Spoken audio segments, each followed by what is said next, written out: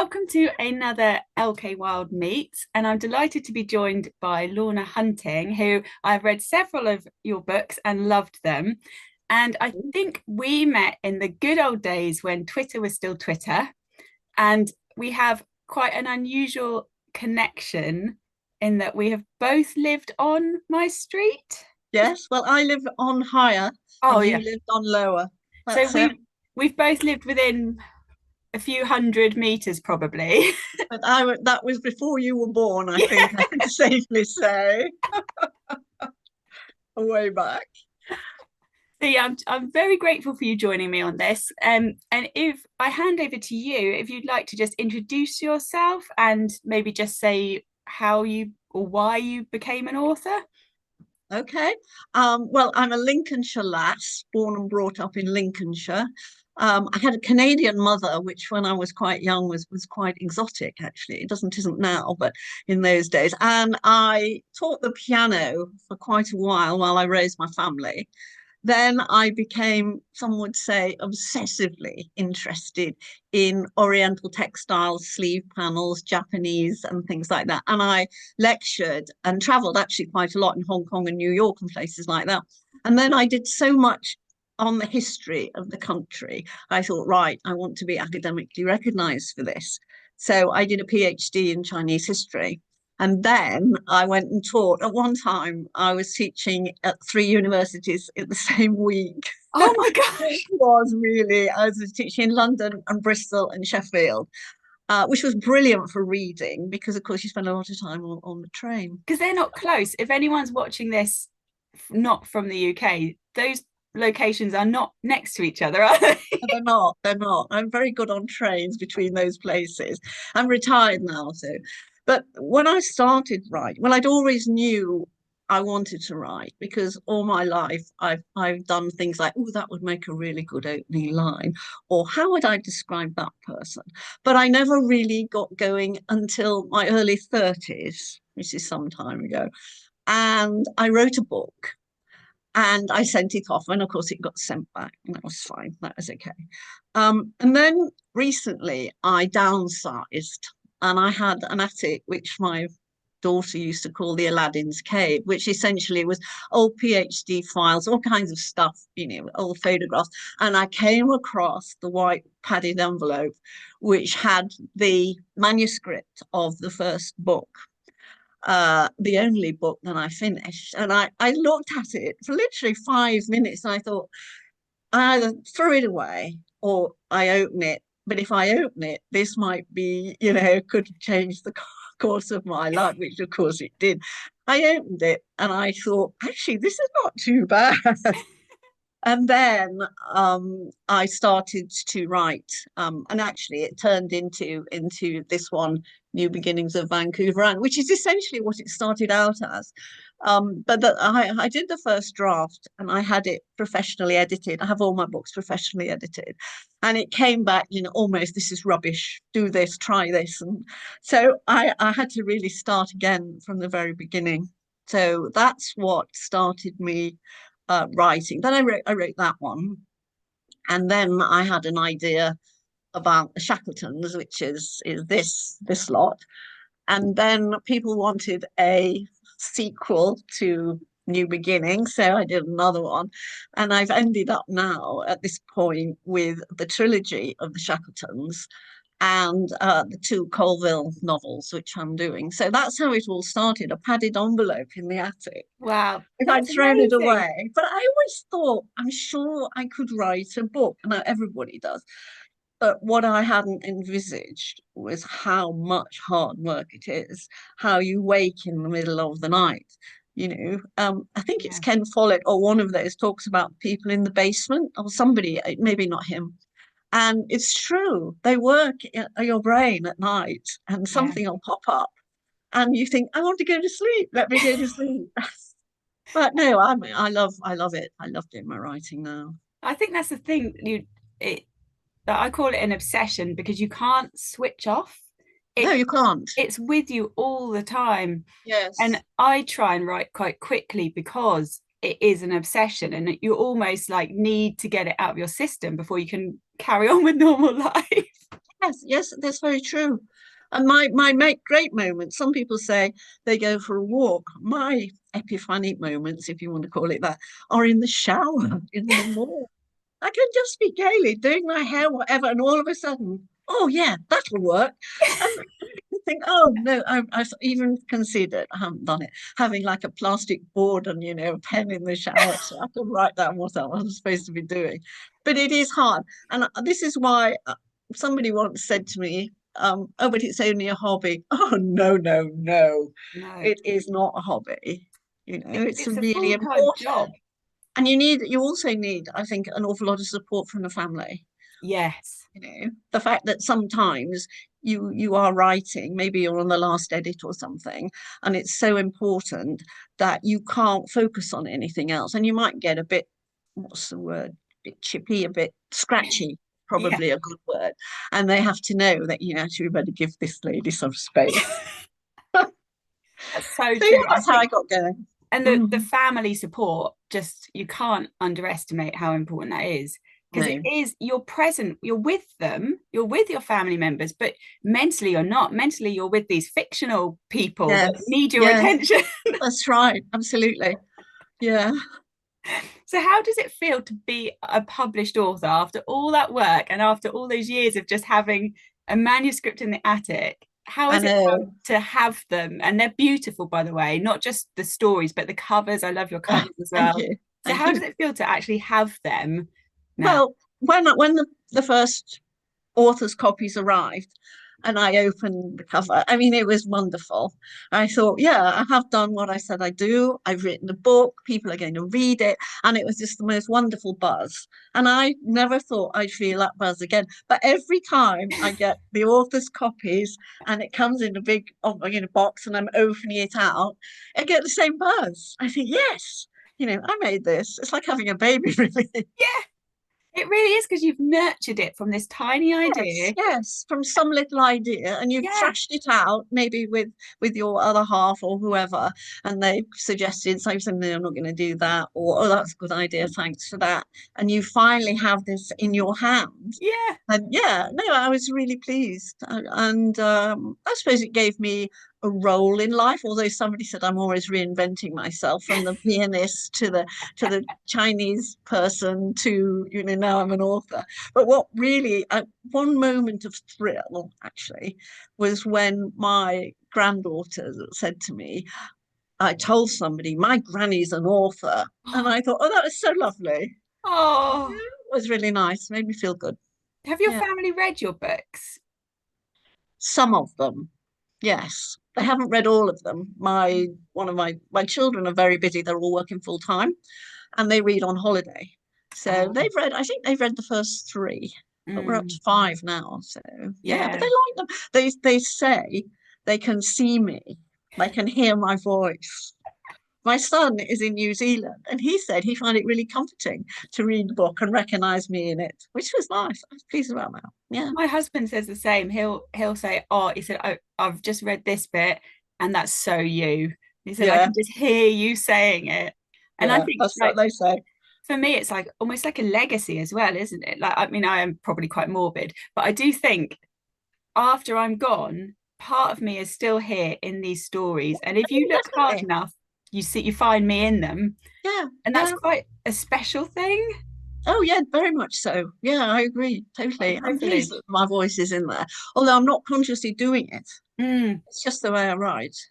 It takes someone else to notice it, I think, because you don't. Yeah, You they got just, to know you really well. yeah, And people sometimes say to me, oh, do you write about other people? I have never, ever put another person in one of my books. I might take, the way they move their head or something that they do, but because if you do that, that person, you've always got to make them behave in the way they would have behaved. yeah. And my character, I might want to do something, make them do something dreadful, or so I've never, ever, ever, and I never will put a certain person in a book. I Yeah, think, wouldn't do that. do you know, I'm exactly the same. I don't think I ever have as well. I think you do get certain characteristics of people might come into it, Yeah, or certain maybe. people will inspire often an idea for a story, but I've never, there's no one real, and maybe subconsciously, I don't know. Not even the baddies actually in mine are real. No, just no, they're it's not just real. fun creating. You get to meet these, it's like meeting someone for the first time, and you slowly discover all these things about them, and it's so exciting. Yeah, it is. Absolutely. Yeah. I would love to know how your academic career has, like, whether it's helped, and how how you research your books, because they are so well researched, and whether that, Well, has helped you. I've always been a research queen. I mean, I've done research in China where they bring you hot boiling water in plastic cups, and you're surrounded by these important documents, and there you are with a plastic cup full of boiling water, and you can't drink it. Anyway, that's just beside the story. Oh, Yes, I love researching. I always have done. I've always wanted to know, the story behind things, and so I'm lucky in that I've worked in a lot of in America and China, and obviously in the UK, and even in Norway. I've worked in research libraries, so it doesn't mean anything to me, and it's not a big problem. yeah. And I go to Whitehaven once a year, and I'm going this May to work in the Cumbrian archives, and they're brilliant. They're really good in there. Yeah, Oh, really helpful, and yeah, so I enjoy that. I love it. I suppose I probably use about 5% of what I read, you know, but it's all in my head. It's all there. I can see it. I sometimes worry when I read reviews and it says, "Oh, you're well researched," and that sort of thing. I don't think it is. I think they are well yeah, researched. they are. But because if it says that limestone was so 7 and 6pence a pound, it was 7 and 6pence a Mm, pound at that time. But I worry that people will think, oh, it's going to be really stuffy and researchy, but there's not. I don't no. I don't do info dumps. I try not to. Anyway, my editor won't let me. He'll soon point out this is an information dump. They don't need to know all that. I honestly, they don't. It doesn't come. It comes across as well researched in the sense that you feel you are living in that Yeah, time. that's what I'm aiming for. Yeah, Yeah. absolutely. That's what I want. Um, I came across an anachronism in a very famous, world famous writer. I'm not going to say who it was, who'd used the word cute. I said to my husband, "That's not right. This book's written in 1500 and something." So, of course, I get straight onto my computer, go onto the etymological dictionary, which you can do, which tells you the source of, and sure enough, it didn't come in until about 1700 and something. So I said, "No, I'm not going to say anything because there, for the grace of God, go I." It's so easy to do. I'll tell you who's really good at spotting things like that is Julia, who we share a proofreader, I Oh, think, well, don't we? yes, she's my Yeah. proofreader. Yes, And yes. she's got an incredible knowledge of when words were first used. And when she sends back my proof copy, often it'll say in the margins, "Oh, they wouldn't have done this." Yeah. And I can remember the first time she said they wouldn't have said okay, because that only came in after the No, war. that's right. She And that keeps was a us on the straight and revelation. narrow. Yeah, she's brilliant. So how did, because you've got a scene in is it, I can't remember which book it's in of yours, where they're on a boat. They have a long, Oh, yes, there's this one, New Beginnings on Vancouver Island, when they go oh, yeah. that's one of my favorite sections from any book I've Oh, read, really? Oh, thank because, you. and I don't even like, I wouldn't want to go on a ship, but I felt like I was there. And then they obviously reached Canada. So how did you Yes. do that research? Did you get to go to Canada? Ah, well, you see that this is where my family come in that my own relatives did that trip. In 1854. My mother's Canadian, as I said, and we're all descended from those people that went across. I have a picture of them at the front of this book. What I do like to stress, though, is this book is not about my relatives. I took the story, the journey that they made. There. I don't know if you can see. There's just a Oh, picture yes. my grandparent, a great martyr. Wow. Anyway, they went over in 1854, and I knew I'd been brought up as a child that I was from pioneer stock, albeit I was I hate to say it, I was in Scunthorpe. I was born in Scunthorpe, so don't all laugh.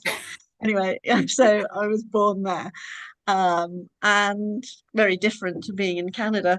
And so I grew up with this story that my background was a lot of very strong pioneer women who'd left Whitehaven and also who'd left Riley Hill in Staffordshire.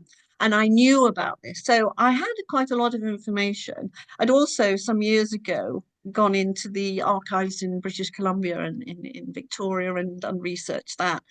And I also had family accounts and diaries. But as I say, and I do stress, it's not about my family. I've taken, and some of the scenes on the journey over, I found very difficult to write because some of the sad things that happened actually happened. Oh. And that was hard. That was really hard. And that started me off on the Colville series. And then the next one is completely about Grace. That's completely different. But Set in the same setting, but nothing to do with my family. was it your family's experience that inspired you to write it in the first place? Well, when my mother was alive when I did the first book, which Oh. was the four prequel. No, not really, because anyway, the New Beginnings first draft. And she read it and she said, "Oh, it's not strong enough." And she was right, because I don't think, another thing about writing books, I don't think it was until I got to about, close to where I am now, that I had experienced enough life issues to be able to write about Mm. birth, death, the things that happen in people's lives that are come out quite normal. Now I've gone off Mm. on a rabbit hole. I can't remember what I was No, going to say. but I think that's quite common. I think lots of people, I didn't start writing till my late 30s. And I think it's quite common that people do start later in life. I'm not saying you can't be a young writer and do very well. I'm sure you can, but there is something about having lived experience that's Well, so I think it's helpful. it's it's the emotion. Yeah. You feel the emotion that you feel when, for instance, both my parents have died 10 years ago. I mean, it's not raw pain, but Mm. it's sad and things Mm. like that. And I think you can. Well, I felt that I couldn't. Perhaps I don't have good enough emotional imagination, but it was until I'd experienced those things that I felt that I could write about them. So, Mm. And so it will come across as so much more genuine as well. I assume so. I assume so. Yes. Mm. Uh, Have there I been don't, any like reactions to your books that have surprised you? Have any readers' reactions surprised you? well, I gave a talk, a kind of book club talk, and at the end, people asked me the normal questions: when do you write? How often do you write? Why did you start? And somebody said, and about your themes. And I thought, what? Themes? Themes? And I realized that, and I thought about it. And yeah, there are themes: intergenerational conflict, let's be serious, strong women, that. What else? Well, anyway, other thing. Oh, class, I think, comes into it. Victorian, the difference in the different levels of class system.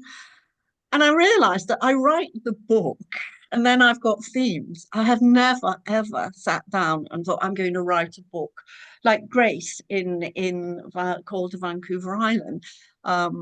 She goes as a missionary. She's a lovely person, and but they don't want her. They already believe in God, and they don't, that kind of thing.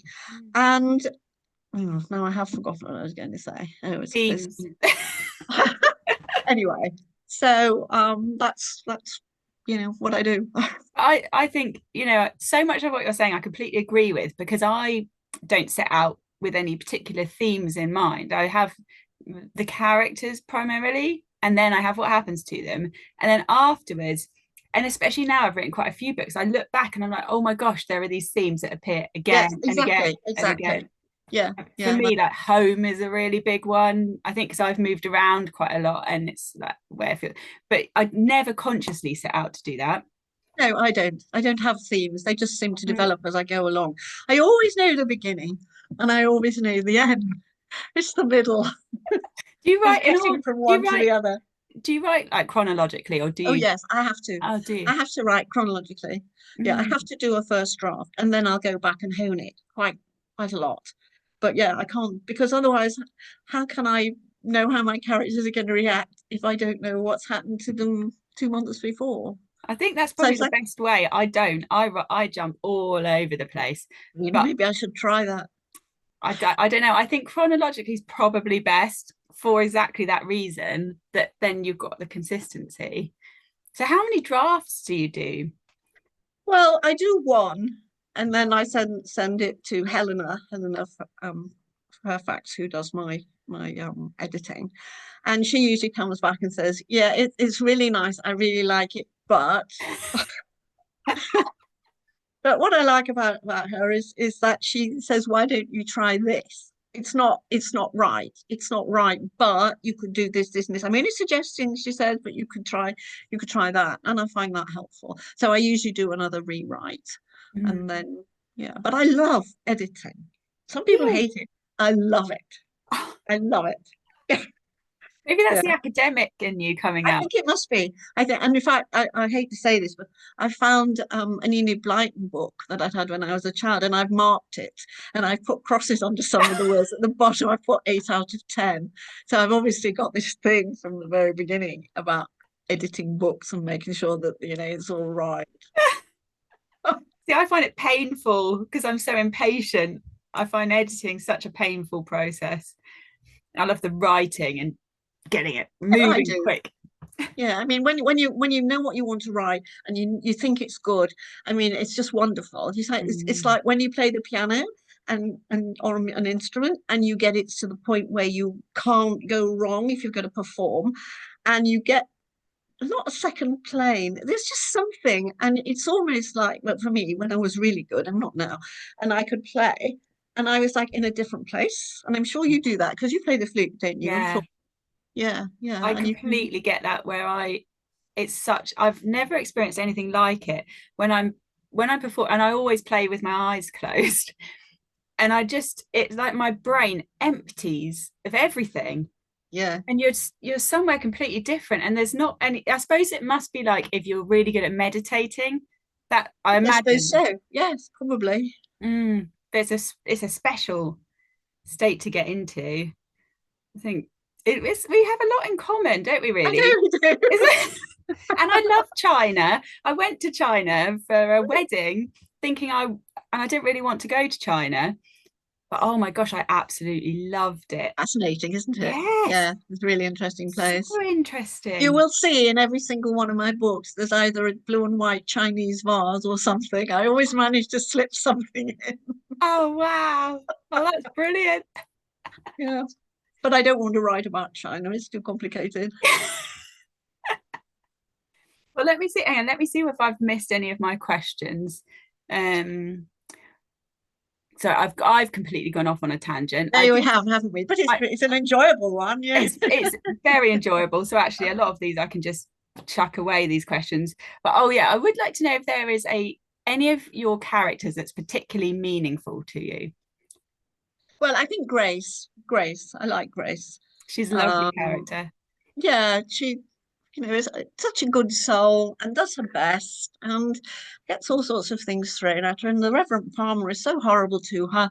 Yeah, I'm the other one I really like, and this might make you smile, is Sergeant Adams. Sergeant Adams lives in the Indian King in Whitehaven, and he is my eyes. He sees and hears everything. He's got a one-eyed dog called Molly, and they sit in the corner of the pub, and I can use him in the nicest possible way to tell me what's happening outside in Whitehaven or whatever. Yeah, I can do that. They Mm. feel real to you, don't they? Well, I assume they do to me. Like I feel like my characters are real, which maybe makes me a bit mad. But I've been to, like when I went back to the island, for example, I'd lived there, but it wasn't my own memories. I kept thinking, oh, Jimmy and Clara did that over there, and this over. Does that happen Oh, when I you do go that. to Whitehaven? Yeah, walking the streets of Whitehaven, I is full of all my characters. Yeah, yeah. So I got three of the. I probably ought to just show those. Oh, show the books, yeah. That's the first one, where they the lovers meet, if you like. That's the yes, I'm getting them the right way. Then they move to Coates Lane, and then they move to Chapel Street, and everyone's screaming for a fourth one, which I'm thinking about. I was going to ask, what are your writing plans? Are you working on anything currently? Yes, yes, I am. Talking about characters. In at the end of Called, I decided I'd finished with writing about Colville in Canada, So I did a synopsis at the end. That's probably not the right word. What happened to all the characters. Mm. Anyway, it's true your characters talk to you because Sam keeps saying, "You haven't told them what happened to me." He goes off into the goldfields in the Fraser River Valley in the 1858. And he kept screaming at me, and I thought, actually, there's a really good story there. Gold digging and Indians and Yankees and Yeah. yeah, so I'm doing that at the moment. Yeah. Oh, that But sounds I brilliant. don't think it'll be as long as the other ones. It'll be but I think really I if I was to put myself in a genre, I write historical fiction, which I try to make the background as historically correct as possible. But Mm. I do put romance in it. But I'm not a romance writer. I don't think you Mm. could say that because if you're writing a saga like the Shackletons and you've got families, obviously there's going to be love interest. Yeah. Yeah, so there's always romance. I think, yeah, I'll It's probably say that. I'm Historical, I think I Victorian historical romance is, I think, what Amazon like oh recently. yeah. Yeah, Yeah. and they often choose quite random categories, don't they? It's like, oh, Yes. I didn't pick that one myself, but yeah, the romance is interesting because I think I often put it there's often romance, but it's often secondary, and it Yes. Yeah. but it's nice to have something, especially if because historical fiction can be a bit grim at times if you're touching on difficult I subjects. know. Have a Yes. little romance going on is Yeah, just like, exactly. Exactly. It's nice. yeah. Catering for all tastes, hopefully. Right, shall I move on to my quick fire Oh, round? yes. Yes, you do. I'm going to put my tea down here. Okay, I can't remember them, so I'll read. Okay. Do you prefer typing or writing with a pen and paper? No, I type, but I use a fountain pen to write all letters. Oh, that's amazing. I know, and I have green blotting paper. I'm really old-fashioned like that. Oh, I So don't think yes, I you write can't with a beat a fountain handwritten letter. That's just pen. such a I'll lovely send you thing. one. Yeah. I was watching an interview with I can't even remember what. Oh, I listened to loads of podcasts with an author who his whole business model is to send letters and people subscribe and he sends them letters so they have something Really? nice to open because we don't Oh, get that's letters anymore. nice. I thought that Yeah. was a time consuming but lovely idea. Yeah, it's lovely. Yeah, Sorry, I've gone off already. I'm only allowed that's to all do right. quick fire. Okay, do you prefer tea, coffee, or something else? Coffee. Very weak. Oh, More like flavored milk, but it's coffee. see, I'm a strong coffee followed by lots of Earl Grey tea. Oh, right. Oh, right. I drink Earl Grey when I'm drinking tea. It's a lot Not that lovely. often, though. Do you prefer reading ebooks, paperbacks, or audio? Oh, well, now I have set, if I'm ironing, it's an ebook. If I'm traveling, it's a paperback. But at night, I read an ebook. So I use all three. But I think a paperback is because you kind of like to flick back, you know, Yes. Yeah. have a look, Yeah. go back and yeah, I still do like all, books. Yeah. but I do audio at night, which is a mistake because I fall asleep and lose my Yes, then you don't place. know where you are. Yeah. Okay. What is your favorite place to write? Oh, in the command center. I'm in there now. And the command center is actually the spare bedroom, but it looks out over, and this is wonderful. It looks out over some really nice architecture, and there's a cobble street. So Oh, I can imagine my characters, coming up and down in their carriages. And in fact, I wondered if we might not have some lorries go past because they make a tremendous clatter on the cobbles. So yes, it's the first. My husband said called it the command center because it's where I do everything. So yeah. I just kept it like that. I love that. I think that's brilliant. And I'm jealous of your cobbles because I've got a bit of a grim street outside Oh, oh my well, room. yes, it's lovely. Yeah, I Yeah, stand and look out in the distance, and then I can see them. It's it's nice. perfect. I'm lucky. Historical fiction, cobbles. You couldn't Yeah, get better. Okay, what is your favorite writing snack? I don't really. Mm. Um, I like boiled sweets, and then I got these out already. My son sends me these from New Ooh. Zealand because Oh, because I like them. But the trouble is, I mean, I got these for Christmas, but I haven't opened them yet because as soon as I open them, I eat them all. A lot, within like a day. It's really embarrassing. So there you are. I've confessed That in could be your public. reward for finishing your next book. Yes, probably. Gobble the whole box. Exactly. And they're so delicious. They're lovely. Okay, what is your favorite genre to read? Well, this is the academic. I like to learn something when I'm reading. So I like historical fiction. Mm. Yeah, I think that's probably my favorite. Yeah. And who is your favorite book character? Out, not one of your own books, someone else's. Hmm. That's a really tricky. I wouldn't know how to answer that one. I'm sorry for a tricky question. I'm just trying to think. Um, Possibly, if I could say this, I've always wanted to be George in the famous five. Do you know, I was literally just thinking, and it must have been because you said about Enid Blyton. I was just thinking, oh, George was always the coolest. Yes, yes, I know. And she's tough and all the Yeah. things that I never was as a child. She's adventurous and tough. And I thought, yeah, I think I would like to be George in all of that. Yeah, I like her. And There's Alice others. I mean, you could say Jane Eyre or someone like that. But no, I think really the longest has to be George. she really like, she was so unusual for the time. And you've got Anne there who makes everyone the food, and I'd never liked Yes, yes. Anne. Well, no, exactly. It's all a bit stereotypical actually at the moment now, isn't it? Yeah. Yeah, But George, yeah, she was. We read every famous five book during lockdown, me and my son. We got the whole really. collection. And yeah, George really stood out. And he then Yeah. started writing his own stories in the vein of Famous Five. And they were just all about food. It was all, Oh, really? it was all about Oh, the that's lovely. picnics, the dinners. Oh, it's lovely. Anyway, sorry, I keep going off. Um, who what is your favourite book? Um, oh, it has to be. Well, it's two. There's two. Middlemarch, which I love, or also Daphne du Maurier's Rebecca, and that almost probably tips Middlemarch, I think. She's brilliant, isn't she? Yeah, yeah, she really Definitely. is. Yeah. Who is your ideal fictional dinner party guest? Mm. Oh, yeah, I know this one. Again, keeping in the Daphne du Maurier theme, I rather fancy, or rather would like to sit next to the pirate, the fisherman, the Frenchman in Fisherman, Frenchman, I can't get it right, the Frenchman, Captain Aubrey in Frenchman's Creek. Frenchman's Creek. Yes, I will. yes, I'll he's send you. as a romantic. Yeah, Mm. my friend has written a song called Frenchman's Creek, and he's got a music video that like tells the story of the book in like very condensed, and it's absolutely brilliant. So I'll send it to you. Oh, Do he's called. I'll tell everyone he's called Richard Trethewey.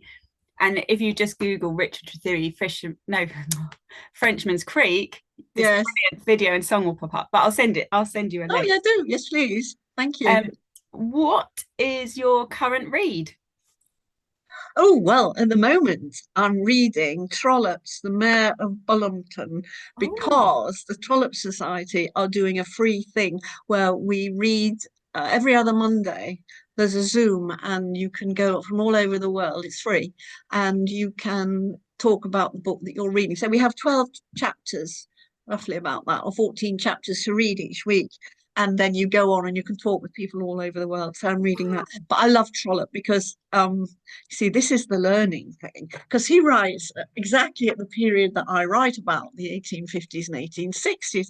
So I don't know, there's something odd about me. I have to feel that if I'm reading fiction, there has to be some sort of non-fiction thing in it for me. So yeah, I'm reading that at the moment. it's Yeah. also easier to justify your time if you're like engrossed in a book and someone comes in and is like, "What are you doing?" Like, oh, I'm learning. Yes, yes, like I'm researching. Yeah, That's right. Yeah, I'm yeah, not just relaxing. true. Well, that brings me to the end of my questions. So the last thing is, how can people find you and your books? Well, they can come direct to the command center by typing in lornahunting.com. and that tells you all about me. You all know all about me now anyway, and all the books and where you can get them. And then I'm on Facebook and Twitter. Well, it's not Twitter, X, whichever it's itself, and Blue Sky. So yeah, I'm fairly accessible. Instagram, yeah, same as everybody else. Yeah, we all have to be everywhere now, don't we? That's true. Yeah, very true.